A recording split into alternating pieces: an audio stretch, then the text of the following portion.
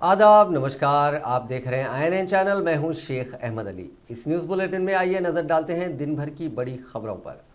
सबसे पहले बात कोरोना वायरस की। दुनिया भर में कोरोना वायरस से मुतासरीन का आंकड़ा आज 2,34,16,481 हो गया है, जबकि इस मोजी वायरस से अब तक 8,09,438 अफराद की मौत हो गई है। हिंदुस्तान में कोविड-19 के मुतासरीन का आंकड़ा 30,44,940 हो गया, जबकि 56,706 अफराद हलाक हो चुके हैं।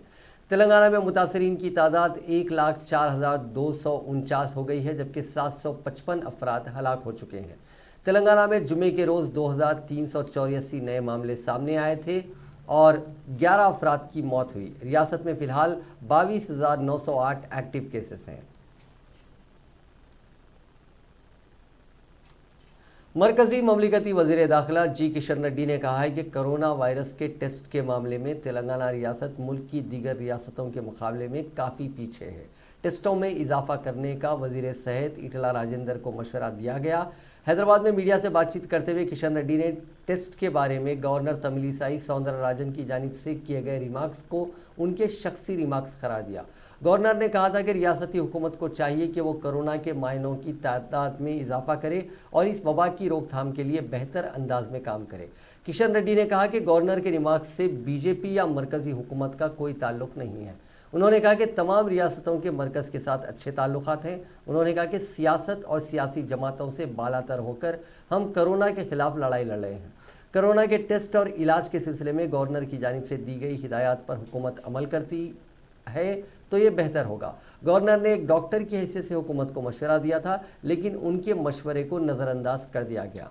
किशन रेड्डी ने कहा कि कोरोना से निपटने के लिए मरकजी हुकूमत ने अब तक तेलंगाना की काफ़ी मदद की है।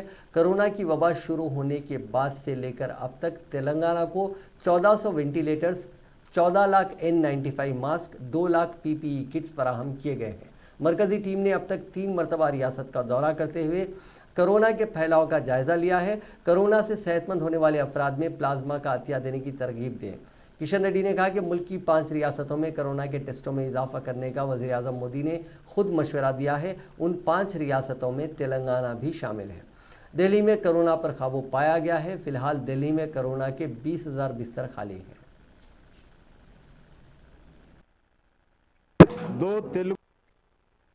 दो तेलुगु स्टेट्स में पहला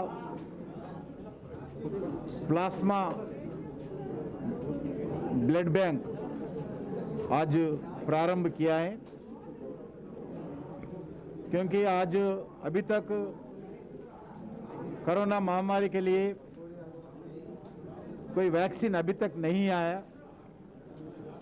इसके लिए सभी लोग कोरोना से बचने के लिए प्रयास करना चाहिए। कोरोना महामारी से जान बचाना चाहिए। कोरोना महामारी का शिकारी नहीं बनना चाहिए। इसके लिए अलग अलग स्टेट्स, अलग अलग सरकार अलग अलग काम कर रहे। एक ही आज जो आयुर्वेदिक मेडिसिन इम्यूनिटी बढ़ाते हैं, जो मेडिसिन इम्यूनिटी बढ़ाने के लिए मेडिसिन दे रहे, कुछ ऑक्सीजन लगा रहे, वेंटिलेटर लगा रहे, उसके साथ साथ जो सीरियस पेशेंट्स है उनका जान बचाने के लिए कोरोना से प्लाज्मा थेरेपी एक है, उसको भी बहुत लोग जागरूक होना चाहिए। सभी लोग आगे आके अपना अपना बॉडीज के अंदर जो एंटीबॉडीज तैयार होते हैं उसको डोनेट करना चाहिए, मगर इसका जागरूक नहीं है, बहुत लोग नहीं दे रहे, डर रहे। इसके लिए रोटरी क्लब के द्वारा आज हैदराबाद में एक प्लाज्मा बैंक का उद्घाटन किया गया मैं, और उस प्लाज्मा बैंक के द्वारा जो सीरियस पेशेंट्स के जान बचाने के लिए प्रयास करेंगे। ये रोटरी क्लब हैदराबाद में पहला बैंक है। मैं उनको परमिशन, केंद्र सरकार से परमिशन दिलाया हूँ, और आने वाले दिन में ऐसा हर शहर में प्लाज्मा बैंक होना चाहिए। जो भी पेशेंट पॉजिटिव होने के बाद फिर नेगेटिव होके रिकवर होते हैं, उनका हेल्थ ठीक है, साइड इफेक्ट्स नहीं है, वैसे लोग आगे आकर अपना ब्लड।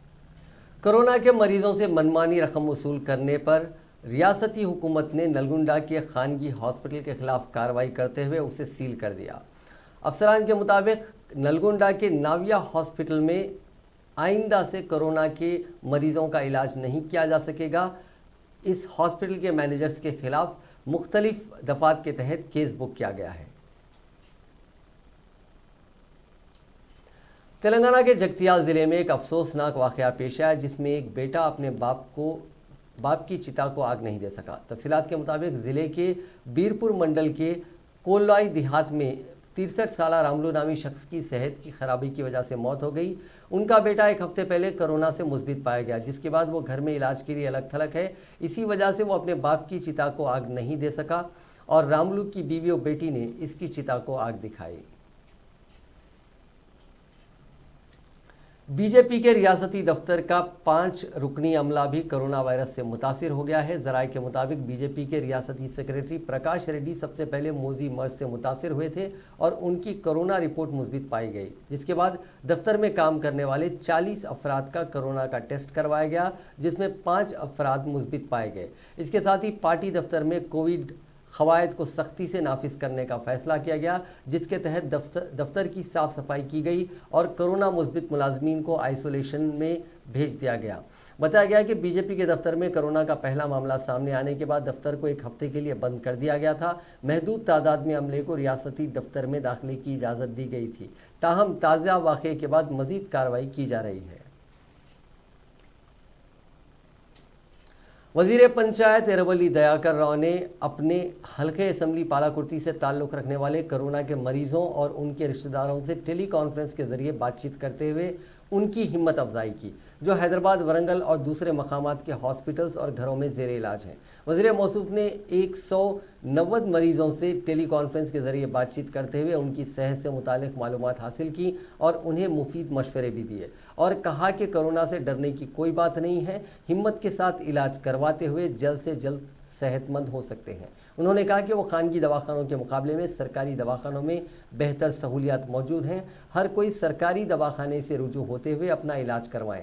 वज़ीर पंचायत राज ने कहा कि अगर आपको कोई मुश्किल पेश आती है तो मुझे या मेरे अमले को फ़ोन करें। दयाकर राव ने कहा कि चीफ मिनिस्टर चंद्रशेखर राव और वज़ीर KTR की खुसूसी दिलचस्पी से बेहतर तिब्बी सहूलियात मैसर हो रही हैं। उन्होंने मरीज़ों से इलाज के तरीक़े, दवा के इस्तेमाल और दीगर उमूर पर तबादला ख्याल किया।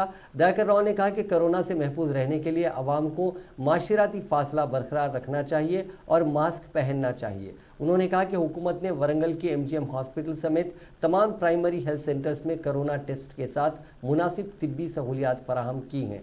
उन्होंने मरीज़ों को अच्छी ग़िज़ा इस्तेमाल करने का मशवरा दिया, जिससे क़ुव्वत मुदाफ़ियत को तक़वियत मिल सके। वज़ीर दयाकर राव ने कोरोना के मरीज़ों और उनके अहले खाना को यकीन दिलाया कि आइसोलेशन की तकमील के बाद भी वो तिब्बी अमले को टेस्ट करवाने की हिदायत दें। तेलंगाना कांग्रेस पार्टी के लीडर नागम जनार्दन रेड्डी ने कहा है कि श्रीसेलम बरकी प्लांट में आतिशज़दगी वाक़े के लिए हुकूमत जिम्मेदार है। मीडिया से बात करते हुए उन्होंने कहा कि ज़ाब्ते की कार्रवाई के लिए CID तहकीकात की जा रही हैं। हक़ाइक़ को सामने लाना है तो CBI तहकीकात कराई जानी चाहिए। उन्होंने कहा कि 6 माह से बैटरी नाकारा हो चुकी थी, इसको तब्दील ना करते हुए अब शॉर्ट सर्किट का बहाना बना रहे हैं। उन्होंने कहा कि लापरवाही का मुजाहरा करने वाले वज़ीर बरकी और CMD के खिलाफ कार्रवाई की जाए। नागम जनार्दन रेड्डी ने कहा कि वज़ीर आला सिर्फ नए प्रोजेक्ट्स पर तवज्जो देते हैं। श्रीसेलम बरकी प्लांट की बराबर निगहदाश्त ना करने की वजह से ये हादसा पेश आया। బ్యాటరీస్ ఏవైతే ఉంటాయో అవి డెడ్ అయిపోయి ఉన్నాయి. అవి డెడ్ అయిపోయినందున జనరేషన్కు ఆ బ్యాటరీలకు ఛార్జ్ ఏదైతే ఉంటుందో ఆ ఛార్జర్స్కి వెళ్ళి డైరెక్ట్గా జనరేషన్కి తీసుకుంటున్నారు. జనరేటర్స్ తప్పు కదా, అది చాలా డేంజరస్. అది ఒక కారణం. రెండవది, ఏదైతే UPS బ్యాటరీస్ ఉన్నాయో లైటింగ్ కోసం అని ప్రత్యేకంగా, అవి కూడా డెడ్ అయిపోయినాయి. ఎప్పుడు డెడ్ అయినాయో చూసుకున్న పాపాన పోయినట్లు లేరు. ప్రభుత్వం మెయింటెనెన్స్ అంటే ఫెయిల్యూర్ క్లియర్ కనిపిస్తుంది. श्रीसेलम पावर प्लांट में पेश आए वाक़े की CID तहकीकात कर रही है। CID के चीफ गोविंद सिंह DIG की निगरानी में ये तहकीकात चल रही है। शॉर्ट सर्किट की वजह से ये हादसा पेश आया है, ये इब्तदाई तौर पर अंदाज़ा लगाया जा रहा है, लेकिन शॉर्ट सर्किट की वजूहात का पता सीआईडी टीम लगा रही है। मकामी हादसे पर मिले सबूत का जायजा भी लिया जा रहा है। जल गए वायर्स और पावर सप्लाई के लिए इस्तेमाल किए गए वायर्स और जले हुए टुकड़ों को सीआईडी ने जब्त कर लिया है। बर्फ की पैदावार और सरबराही किस तरह हो रही है उसकी वीडियोग्राफी भी की गई है। सीआईडी टीम ने बाज़ ओहदेदारों के बयान को भी रिकॉर्ड कर लिया है। पहले आग लगने वाले फ्लोर पर धमाके से जले हुए टुकड़ों को भी जब्त किया गया है। मजीद सबूत इकट्ठा करने के लिए तहकीकात जारी हैं। इस हादसे में इंसानी गलती है या फिर ये सिर्फ हादसा है, इसका भी जायजा लिया जा रहा है। रियासती जेनको और ट्रांसको के सीएमडी प्रभाकर राव ने कहा है कि श्रीशैलम बरकी प्लांट की आतिशबाजी के वाक़े पर मुख्तलिफ बयानात जो आ रहे हैं उन बयानात को इन्होंने मुस्तरद कर दिया और कहा कि उन बयानात में कोई सच्चाई नहीं है। बरकी पैदावार ज़्यादा होने से पहले ही रोक दिया गया था। उन्होंने कहा कि 7 इंजीनियर्स को बचाने की तमाम कोशिशें की गई लेकिन उनकी मौत हो गई, जो अफसोस की बात है। शॉर्ट सर्किट के बाद बरकी चली गई और इस इलाके में धुआं भर गया था, जिसकी वजह से ऑक्सीजन नहीं मिल सका। उन्होंने कहा कि यह हादसे की वजूहात मालूम करने के लिए कमेटी भी तश्कील दी गई है। प्रभाकर राव ने कहा कि गुज़िश्ता 30 दिनों से यौमिया 128 बरकी मेगावाट पैदा हो रही थी। माजी में भी एनटीपीसी प्लांट में बॉयलर ब्लास्ट होने से 30 अफराद हलाक हो गए थे। उन्होंने कहा कि बाहर से पानी दाखिल होने की कोई गुंजाइश नहीं है। उन्होंने कहा कि सीआईडी की रिपोर्ट तैयार हो रही है। जिनको की जानिब से अंदरूनी तौर पर एक कमेटी तश्कील दी गई है, लेकिन हमको अंदर जाने की इजाज़त नहीं दी जा रही है। हुकूमत ने महलूकीन को एक्सग्रेशिया दिया है, जिनको की तरफ से भी मदद की जाएगी। ఏదైతున్నదో వాళ్ళను ఏ విధంగానైనా రక్షిస్తామనే ఉద్దేశంతో సాధ్యమైనంత అప్పటి వరకే ఫైర్ టెండర్స్ కూడా వచ్చినవి కాబట్టి వాటితో ప్రయత్నం చేసినా కానీ లోపలికి పోలేకపోయినాం. సో అన్ని విధాల శత విధాల కూడా ప్రయత్నం చేసినా కానీ లోపలికి వెళ్ళటం జరగలేదు. ఇంతలోపే మేము సిఐఎస్ఎఫ్ వాళ్ళకు కూడా చెప్పడం జరిగింది, ఎన్డీఆర్ఎఫ్ వాళ్ళు కూడా వచ్చి మళ్ళీ ఆక్సిజన్ సిలిండర్స్ తీసుకొని లోపలికి పోయి వారి బాడీస్నే తీసుకురావటం జరిగింది. యాక్సిడెంట్ ఇది, అది ఏ విధంగా జరిగింది, ఎట్లా జరిగింది అనేది కూడా ఇప్పటికి కూడా మాకు ఊహకే అందటం లేదు. అది చాలా మంచిగా నడిచే పవర్ ప్లాంట్, అది latest state of art technology కూడా ఉంది. కానీ అన్ఫార్చునేట్లీ ఆ రోజు ఏదైతున్నదో ఆ రోజు రాత్రి ఆ యూనిట్ స్ట్రిప్ కాకపోయే వరకు బయట నుంచి ఐసోలేషన్ చేయాల్సి వచ్చింది. ఆ ఐసోలేషన్ చేసినప్పుడు అప్పటి వరకే వైబ్రేషన్స్ వస్తుండే. సో చేసే వరకు మొత్తం పవర్ సప్లై అంతా కూడా డిస్కనెక్ట్ అయిపోయింది. ఈ లోపు ఫైర్ వచ్చింది, డిస్కనెక్షన్ అయింది, పవర్ లేదు ఎక్కడ లోపల. సో బాగా పొగేది. साबिक वज़ीर मोहम्मद अली शब्बीर और तेलंगाना पीसीसी के कारगुजार सदर व रुकन पार्लियामेंट रेवंत रेड्डी ने श्रीशैलम पावर प्लांट हादसे की सीबीआई तहकीकात करवाने का हुकूमत से मुतालबा किया और इस हादसे में मरने वाले सभी मुलाजमीन को 1-1 करोड़ रुपए मुआवजा देने का मुतालबा किया। उन्होंने आतिशबाजी के वाक़े में मरने वाली जिनको की असिस्टेंट इंजीनियर उज़मा फातिमा और deputy engineer B Srinivas Goud के अफराद ख़ानदान से मुलाकात करते हुए इस वाक़े पर ताज़ियत का इजहार किया और कहा कि मुतासरा अफराद के गम में कांग्रेस पार्टी भी बराबर शरीक है। मीडिया से बातचीत करते हुए रेवंत रेड्डी ने कहा कि उन्होंने पहले ही कहा था कि श्रीशैलम प्लांट को नज़रअंदाज करने की साजिश की जा रही है। उन्होंने कहा कि ये कोई हादसा नहीं बल्कि हुकूमत की गफलत और लापरवाही का नतीजा है। इतने बड़े हादसे के बाद भी हुकूमत का कोई नुमाइंदा हलाक होने वालों के अफराद ख़ानदान से मुलाकात करने तक नहीं आया।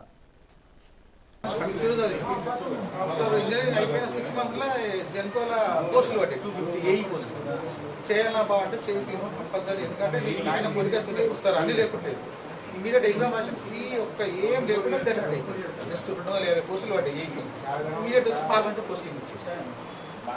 ఇప్పుడు అదే అనిపిస్తుంది, అసలు ఆ జాబ్ లేకుంటే ఇట్లా కాకపోతేమని. ఇప్పుడు నాకు అంత కష్టపడి జాబ్ చేయించి అంత ట్రై చేసినాం, ఇప్పుడు ఆ జాబ్ వల్ల ఇట్లా అయితే అని మాకు అదే చిన్న పొజిషన్ డి అయినా రేపు సి అయితే చీఫ్ ఇంజనీర్ అయితే ఎంత వాల్యూ ఉంటుంది, ఇప్పుడు ఎంత మన ఫ్యామిలీలో.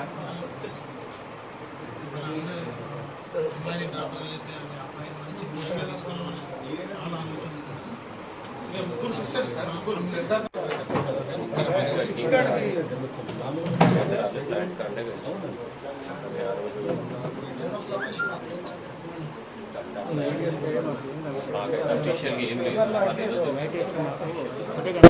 అండగా నిలబడడానికి భరోసాని ఇవ్వడానికి మాజీ విద్యుత్ శాఖ మంత్రి శాసన మండలి సభాపక్ష కాంగ్రెస్ నాయకుడు మొహమ్మద్ అలీ షబీర్ గారి నాయకత్వంలో Anil Kumar Yadav youth Congress general secretary, అదేవిధంగా వేణుగోపాలరావు గారు జనరల్ సెక్రటరీ గారు, రామరెడ్డి గారు, మా ముఖ్యమైన చాలామంది నాయకులు ముఖ్యంగా ఎల్బీ నగర్ నియోజకవర్గంలో ఇక్కడి ప్రజలకు అండగా నిలబడి మా వాళ్ళందరం కూడా ఈరోజు శ్రీనివాస్ గౌడ్ గారి కుటుంబానికి అండగా నిలబడి శ్రీనివాస్ గౌడ్ గారు లేని రోజులు ఎవరు కూర్చోలేదు. చిన్నప్పుడే తండ్రిని కోల్పోయినా,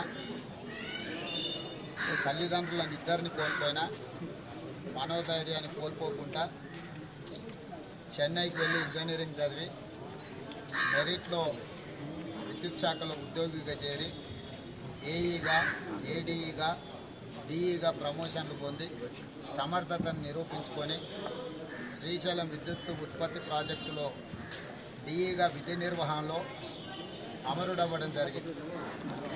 ఎందుకు అమరుడు అంటున్నా అంటే ప్రమాదవశాత్తు మనం అనుకోకుండా మరణిస్తే ఒక రకం. कांग्रेस पार्टी के रुकन असेंबली जग्गा रेड्डी ने कहा है कि हुकूमत के खिलाफ रथ यात्रा निकालने की तजवीज़ उन्होंने पीसीसी को पेश की है। मीडिया से बात करते हुए उन्होंने कहा कि वज़ीर आला ने जो ऐलानात किए हैं वो पूरे नहीं किए गए हैं।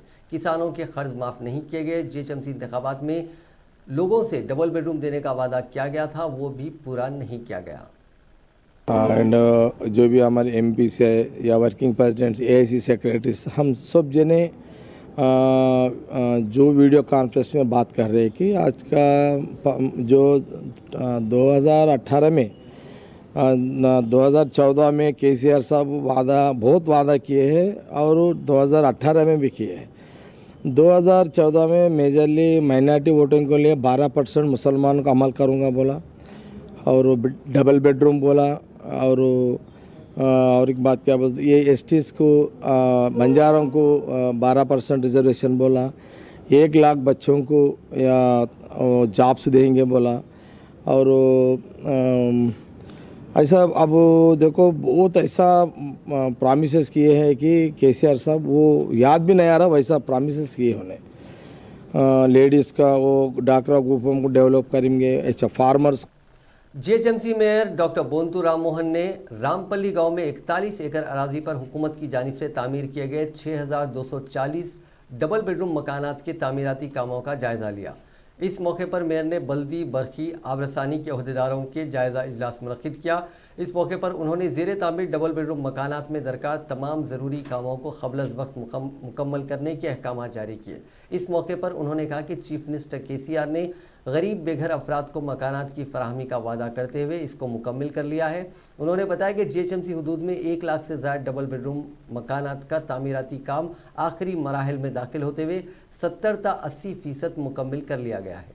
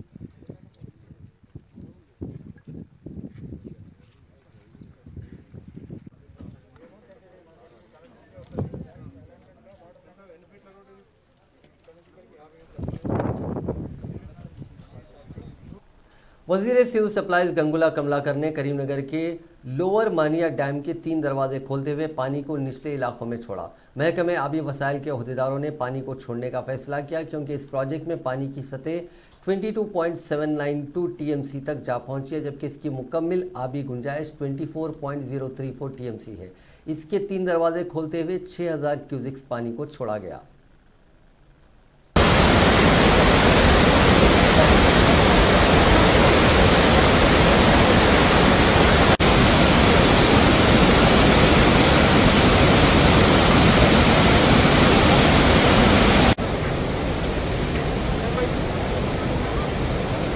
వస్తుందా బాలు వాటర్ వస్తాయా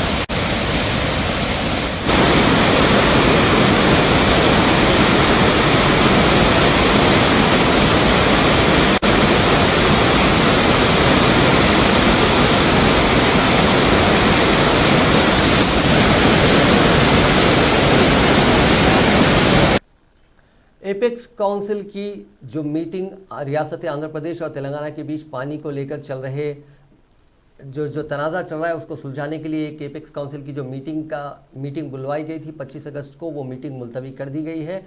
इसकी वजह ये बताई गई है, हालांकि ऑफिशियल रिकॉर्ड में ये नहीं कहा गया, उसमें सिर्फ कहा गया कि अनअवॉइडेबल सर्कमस्टांसेस, लेकिन ज़राए से पता चला है कि इस एपेक्स काउंसिल के चेयरमैन हैं मरकज़ी वज़ीर गजेंद्र सिंह शेखावत, क्योंकि वो कोरोना वायरस से मुतासिर हो चुके हैं। इसी वजह से ये मीटिंग कैंसिल कर दी गई है और अगली जो तारीख है वो तय होना है। इससे पहले ये मीटिंग 7 अगस्त को होनी थी, लेकिन 7 अगस्त को तेलंगाना रियासत की काबीना का इजलास था। इसी वजह से इसे 7 अगस्त को नहीं करके 25 अगस्त को ये मीटिंग का नया टाइम डिसाइड किया गया था, लेकिन अभी इसे फिर मुलतवी किया गया और नई जो तारीख है उसके बारे में बहुत जल्द फैसला लिया जाएगा।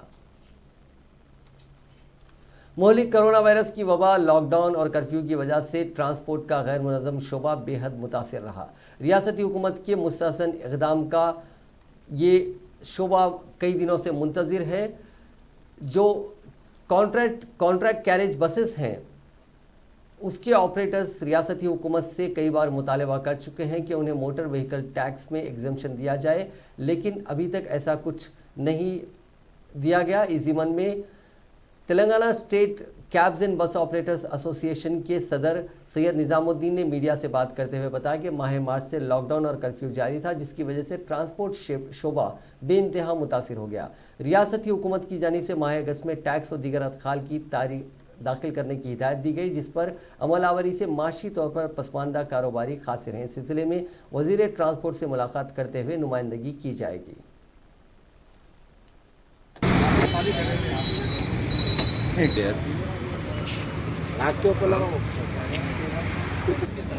जिम्मेदारी के साथ इस बात को बोल रहा हूँ कि गवर्नमेंट अपने आने वाली रेवेन्यू को रोक दे रहे। कई कंपनी में गाड़ियां चल रहे, फार्मास्यूटिकल कंपनी में गाड़ियां चल रहे, आप एक्सटेंशन दे रहे, उन्हों गाड़ियां चल रहे, टैक्स नहीं बन रहे, ये रेवेन्यू आपको आता था। जो गाड़ी नहीं चल रही, जो गाड़ियां जहाँ के वहाँ रुके हुए हैं, उनको आप नॉन यूज कर दो, उनसे आपको जो गाड़ियां चला रहे हैं उनका टैक्स देते हो और रेवेन्यू ले लो आप। तो जो गवर्नमेंट को आने वाला रेवेन्यू है कम से कम वो तो ले लो, उसके लिए क्यों डिले कर रहे? आप बोले रेवेन्यू का प्रॉब्लम है, आने वाले रेवेन्यू को क्यों छोड़ रहे? जो नहीं दे सकता उसको आप जबरदस्ती कर रहे। आज नहीं, अगस्त 31 के बाद भी, सितंबर के बाद भी अगर आप हमसे पूछेंगे तो हम जो है हमारे गाड़ियों को ट्रांसफर लेटर साइन करके आरटीए ऑफिस में दे देने वाले हैं। तेलंगाना हुकूमत में वज़ीर आला की हिदायत का नया चलन शुरू हो गया है। वज़ीर आला का बयान हो या फिर चीफ सेक्रेटरी का प्रेस नोट, इसमें पहले वज़ीर आला की हिदायत का तस्करे को ज़रूरी कर दिया गया है। वज़ीर केटीआर की सदारत में काबीनी वज़रा के इजलास के बाद हिदायत का जिक्र बराबर हो रहा है। 2 दिन कबल केटीआर के वरंगल के दौरे के तफसीलात वज़ीर आला के दफ्तर से जारी किए गए। प्रेस नोट में बताया गया कि वज़ीर आला की हिदायत पर यह दौरा किया गया। जुमेरात के दिन वज़ीर आला की हिदायत की तो हद कर दी गई है। स्पीकर पोचारम श्रीनिवास रेड्डी के असेंबली के इजलास के इंतजामात का जायज़ा भी वज़ीर आला की हिदायत कर रही है। ऐसा लगता है कि रियासत में कोई भी काम वज़ीर आला की हिदायत के बगैर नहीं होने वाला है। तेलंगाना बीजेपी के सदर बंडी संजय ने इल्ज़ाम लगाया है कि कोविड-19 कवायद के मुताबिक गणेश नवरात्रि मनाने से भी हुकूमत रोक रही है। उन्होंने कहा कि रियासत भर के गणेश मंडपों में लोगों को पुलिस हरासा कर रही है, यहाँ तक कि पूजा के लिए जाने वाले पुजारियों को भी हरासा किया जा रहा है। करीमनगर में महाशक्ति मंदिर के साथ अपने दफ्तर में गणेश चतुर्थी की खुसूसी पूजा में शिरकत के बाद मीडिया से बातचीत करते हुए संजय ने कहा कि रियासत की आवाम इस साल के गणेश त्यौहार को कभी फरामोश नहीं करेंगे। विश्व हिंदू परिषद और भाग्यनगर गणेश उत्सव समिति ने गणेश त्योहार पर आयत पाबंदियों और पुलिस रवैये के खिलाफ पीर को यानी 24 अगस्त को एहतजाजी मुजाहरे करने का ऐलान किया। विश्व हिंदू परिषद के रियासती सदर रामा राजू ने कहा कि हुकूमत मुसलमानों की ईदों को नहीं रोक सकी, जो कोरोना वायरस के फैलाव के लिए जिम्मेदार हैं। उन्होंने कहा कि मरकजी हुकूमत कोरोना वायरस की शिद्दत में कमी के पेश नज़र लॉकडाउन कवानीन को ख़त्म कर रही है। ऐसे वक्त रियासती हुकूमत लॉकडाउन के सख्त कवानीन गणेश त्योहार में नाफिज कर रही है, जो मायना खैज है। ఎక్కడ దాకా పోయిందంటే పూజ చేసుకోవడానికి మండపాలు, పెద్ద మండపాలు కాదు, చిన్నవి దూరాలు కట్టుకుంటే, చెట్లు కట్టుకుంటే, పూలు కట్టుకుంటే వాళ్ళని కూల్చి వేస్తా ఉన్నాం. చెప్పిండు ప్రజలంతా, భక్తులంతా, మేము ఇక్కడ 2 రోజులు 3 రోజులు పెట్టుకుంటాం, పెద్ద విగ్రహాలు పెట్టాం, కోటి అనుబంధాలు చేస్తాము. అంతకంటే ముందే గణేష్ ఉత్సవ సమితి విశ్వ హిందూ పరిషత్ ముందుకు వచ్చి హిందూ సమాజానికి మార్గదర్శనం చేసింది. ఈ మహమ్మారి ఉంది కాబట్టి మనము పెద్ద ఊరేగింపులు చేయవద్దు, అంగుహారపడుతున్న పండుగలు చేయవద్దు అని తమంతా తాము హిందూ। हैदराबाद के खैरताबाद गणेश मंडप के करीब उस वक्त कशीदगी फैल गई जब बजरंग दल के कारकुनों ने गणेश मंडप के अंदर अकीदतमंदों को जाने की इजाज़त नहीं दी। बजरंग दल कारकुनान और पुलिस के माबीन झड़प शुरू हो गई, जो मुजाहिरीन को मुंतशिर करने के लिए मौके पर पहुंच गई। खैरताबाद गणेश उत्सव समिति ने कोरोना वायरस वबाई मर्ज के पेश नज़र गणेश मंडप में अकीदतमंदों के दाखिले पर पाबंदी लगा दी और मंडप के अतराफ रस्सियाँ बांधकर दूर से गणेश के दर्शन करने की इजाज़त दी है। ताहम कमेटी के फैसले के खिलाफ एहतजाज करते हुए बजरंग दल के कारकुनों ने मंडप के करीब मुजाहरा किया। इसी दौरान खैरताबाद गणेश दर्शन के लिए अकीदतमंदों ने मंडप का रुख किया। अकीदतमंदों ने चेहरे पर मास्क भी नहीं लगाया था और समाजी फासिलाती उसूलों के खिलाफ वर्जी भी की। इससे कबल उत्सव कमेटी ने ऑनलाइन गणेश दर्शन करने को कहा था। कोरोना वायरस की वजह से इस साल कमेटी ने सिर्फ 9 फीट का ही गणेश बनाया है।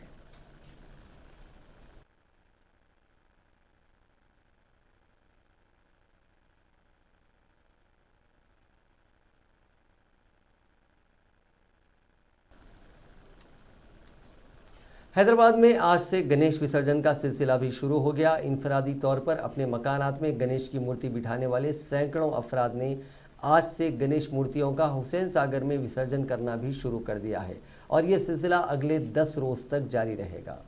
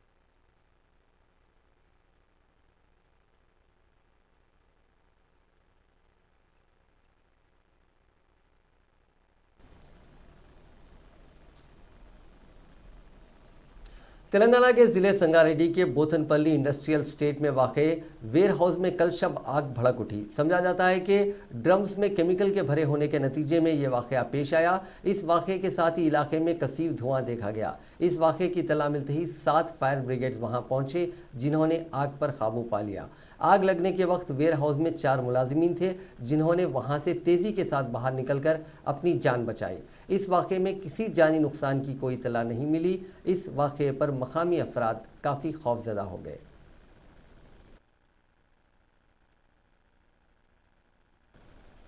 नाजरीन, इस न्यूज़ बुलेटिन में बस इतना ही। देखते रहिए INN चैनल।